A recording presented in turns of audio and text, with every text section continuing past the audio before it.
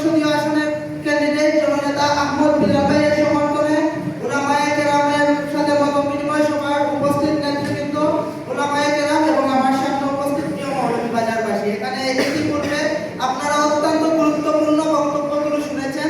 আমি যেহেতু সংগঠনের দায়িত্ব পালন করার খাতিরে ঢাকায় অবস্থান করি, সেই পরিপ্রেক্ষিতে সামান্য কিছু অভিজ্ঞতা বিনিময় করেই আমার কথা শেষ করবো ইনশাআল্লাহ।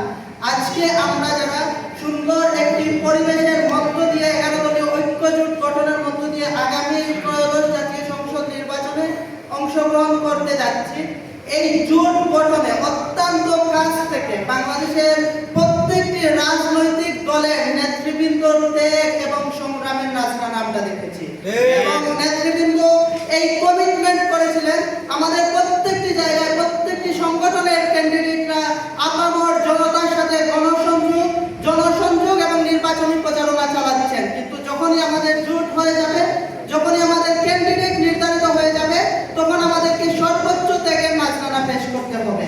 আমরা প্রত্যাশা করেছিলাম পুরো বাংলাদেশে সেই পরিবেশ সৃষ্টি হবে, কিন্তু অত্যন্ত দুর্ভাগ্যের বিষয় নেতৃবৃন্দের বক্তব্যের মধ্য দিয়ে আমরা বুঝলাম সম্ভবত কেবল মাত্র ব্যতিক্রম একটি উদাহরণ হচ্ছে আপনাদের মৌলভীবাজার টিম।